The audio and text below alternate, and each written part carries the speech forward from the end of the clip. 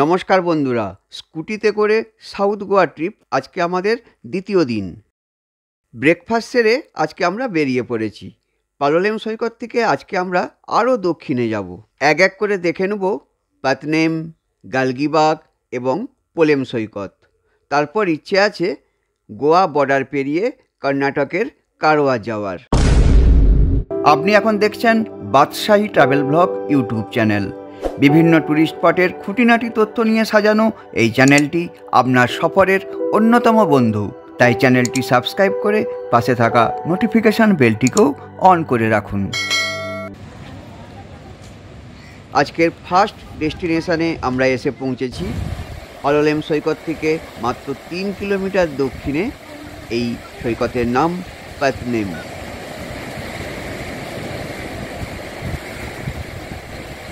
শান্ত আর নির্জন এই সৈকতের সৌন্দর্য দেখলে মনে হবে যেন এক টুকরো স্বর্গ।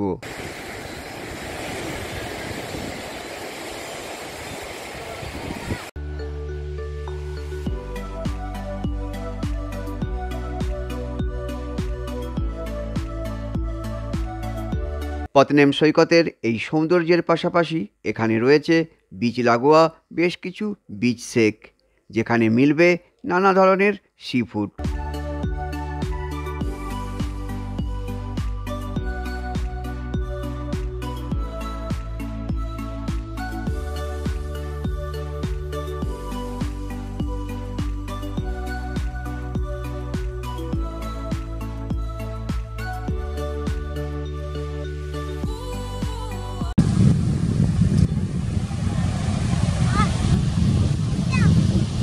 যদি গোয়া এসে আপনি এই ধরনের নিরিবিলি শান্ত পরিবেশে সমুদ্রকে উপভোগ করতে চান, তাহলে বেছে নিতে পারেন এই পাতনেম সৈকতকে। এখানে থাকবার বেশ কিছু রিসোর্টের নাম এবং কন্ট্যাক্ট নাম্বার এই ভিডিওর ডেসক্রিপশানে দেওয়া রয়েছে। যাকে বলে এলাম, দেখলাম, জয় করলাম। সত্যি আজকের আমাদের এই প্রথম দ্রষ্টব্য পাতনেম সৈকত আমাদের মন ভরিয়ে দিল।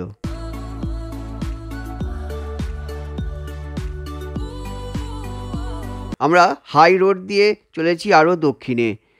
আমাদের ডান দিকে হচ্ছে সমুদ্র, আর সামনে বাম দিক থেকে তালাপোনা নদী এসে ডান দিকে সমুদ্রে গিয়ে মিশেছে।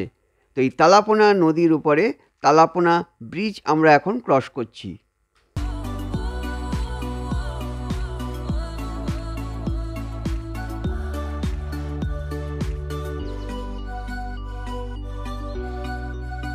এই তালাপোনা নদী পশ্চিম দিকে বাহিত হয়ে সমুদ্রে যেখানে মিশেছে সেই জায়গাটার নাম রাজবাগ। আর এই জায়গাটার সৌন্দর্য কম কিছু নয়।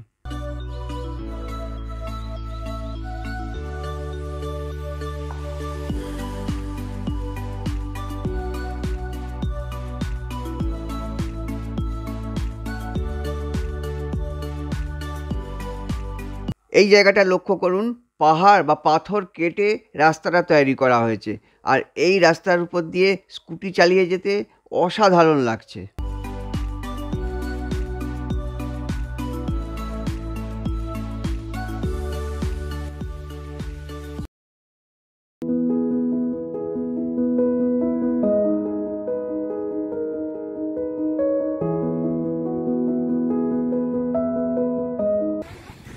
পাতনেম থেকে আরও 5 কিলোমিটার দক্ষিণে আজকের আমাদের সেকেন্ড ডেস্টিনেশনে এসে পৌঁছালাম। এটা আবার টার্টল নেস্টিং সাইট। ঝাউ গাছে আচ্ছাদিত এই সুন্দর সৈকতটির নাম গালগিবাগ বা গালগিবাগা সৈকত।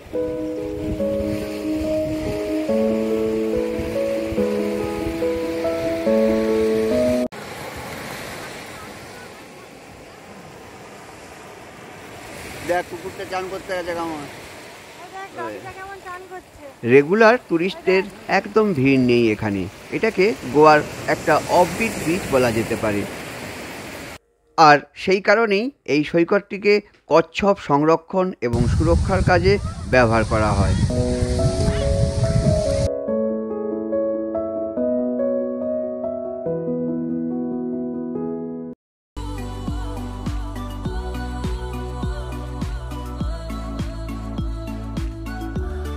অফবিট গালগিবাগ সৈকত উপভোগ করার পর আমরা হাই রোড ধরে এগিয়ে চললাম আরও দক্ষিণে। এবার পথে পড়ল গালগিবাগা ব্রিজ। এখানে গালগিবাগ রিভার পশ্চিম দিকে বাহিত হয়ে গিয়ে সমুদ্রে মিশেছে।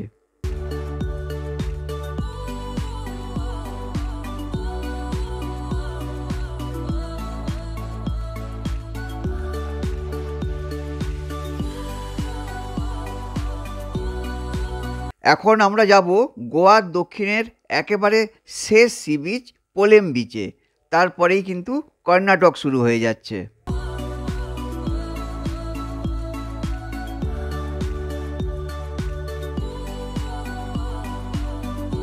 গালগিবাগ থেকে প্রায় 10 কিলোমিটার পথ পাড়ি দিয়ে আমরা পৌঁছালাম আমাদের থার্ড ডেস্টিনেশন, যেটা গোয়ার একেবারে দক্ষিণের শেষ সৈকত পোলেমে।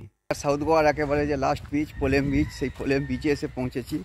আগে আমরা একটু লাঞ্চ করব, তারপরে একটু বিচটা ঘুরে দেখব।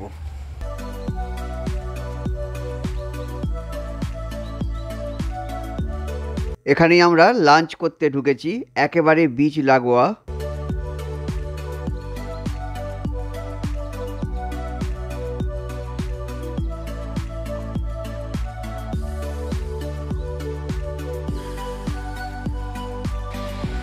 এই সৌন্দর্য উপভোগ করতে করতে গরম গরম লাঞ্চ সেরে নেওয়াটা মনে থাকবে সারা জীবন।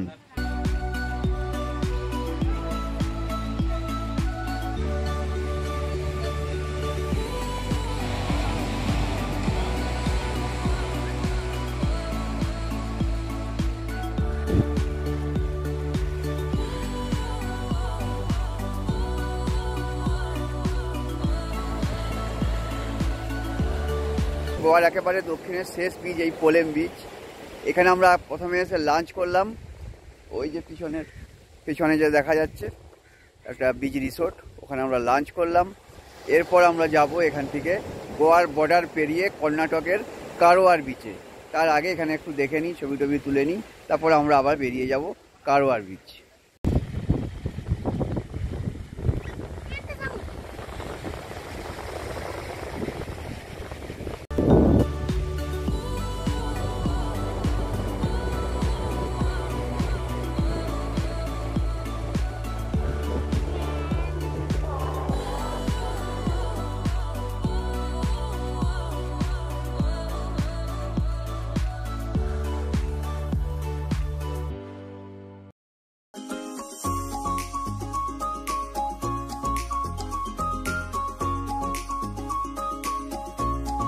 আরও দক্ষিণে এবার আমরা এগিয়ে চলেছি আমাদের আজকের লাস্ট ডেস্টিনেশন কারওয়ারের উদ্দেশ্যে।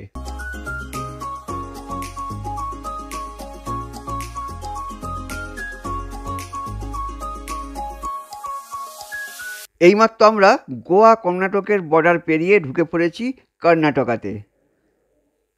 এই রাস্তায় সোজা চলে গেছে কন্যাকুমারী।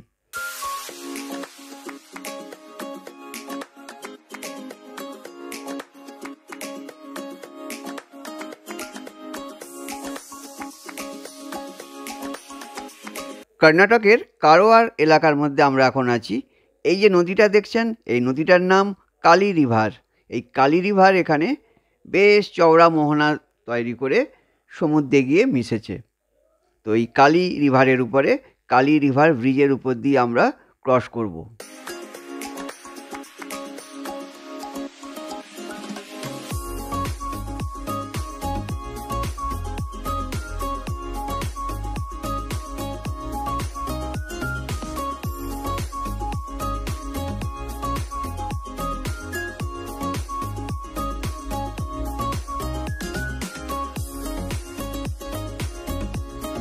কালী রিভার ব্রিজ পেরিয়ে আমরা পৌঁছে গেলাম কারওয়া সি বিচে। আর এই কারওয়া সি বিচ আরেনটাগর বিচ নামে পরিচিত। তাই প্রবেশের মুখেই রয়েছে কবিগুরুর স্ট্যাচু।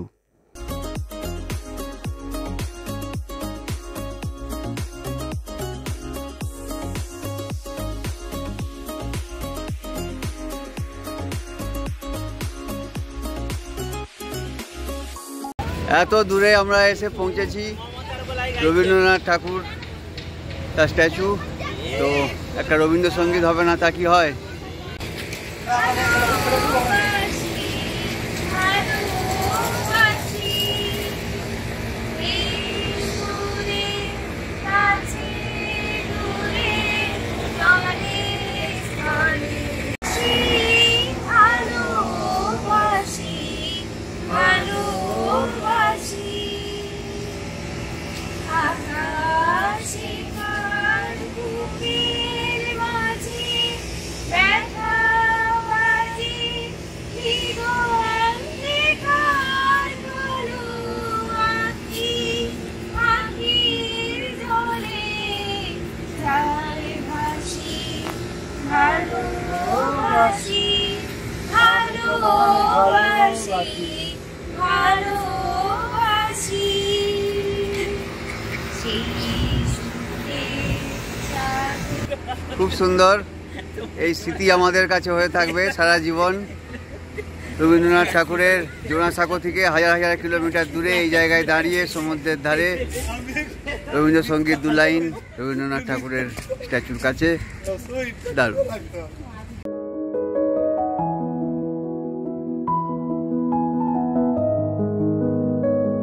কলকাতা থেকে প্রায় 2000 কিলোমিটারেরও বেশি দূরে কর্ণাটকের কারওয়ারের এই সৈকতের নাম রবীন্দ্রনাথ ঠাকুর সৈকত।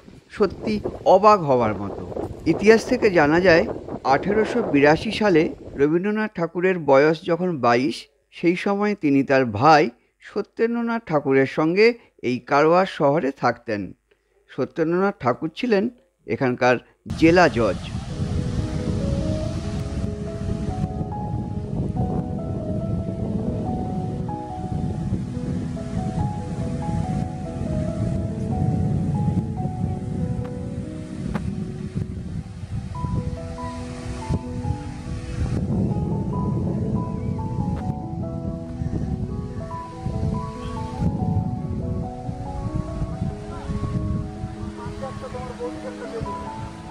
লম্বা চওড়া এই কারওয়ার সি বিচ খুবই সুন্দর, কিন্তু এখানকার যে অপরিচ্ছন্নতা সেটাই কিন্তু এই সৈকতের সৌন্দর্যকে অনেকখানি নষ্ট করছে।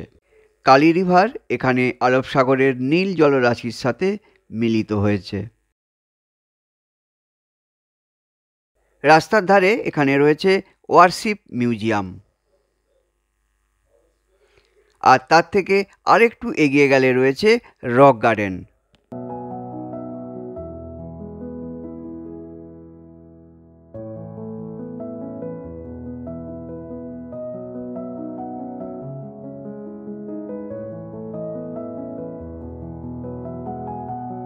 এই রক গার্ডেনের ভেতরটা নাকি খুবই সুন্দর, কিন্তু আমাদের হাতে সেরকম আর সময় ছিল না, তাই আমরা এখান থেকে সোজা চলে এলাম ওই কালী রিভারের তীরে।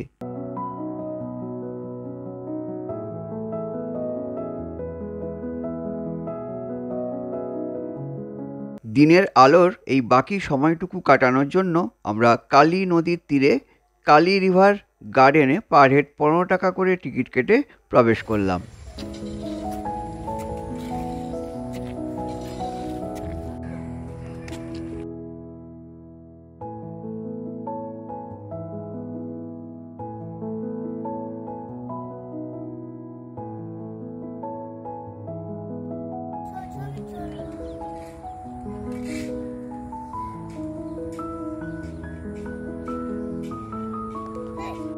ওই যে নদীর উপরে কালী রিভার ব্রিজ দেখা যাচ্ছে, এই ব্রিজের উপর দিয়েই আমরা কিছুক্ষণ আগে স্কুটি নিয়ে এসেছিলাম কারওয়ারে। নদীর এই শেষ অংশে নদীর মধ্যে রয়েছে ছোট্ট ছোট্ট বেশ কিছু দ্বীপ, যা এই জায়গার সৌন্দর্যকে আরও বাড়িয়ে তুলেছে। এখান থেকে এই স্পিড বোটে করে দূরের ওই যে দ্বীপটা দেখছেন ওখানে নিয়ে যাওয়ার ব্যবস্থা রয়েছে, আর ওই দ্বীপে রয়েছে কালীমাতা টেম্পল। কিন্তু বোট ফেয়ার অনেকটাই বেশি হওয়ায় আর হাতে তেমন সময়ও না থাকায় আমরা এই বোট রাইডটা আর করলাম না।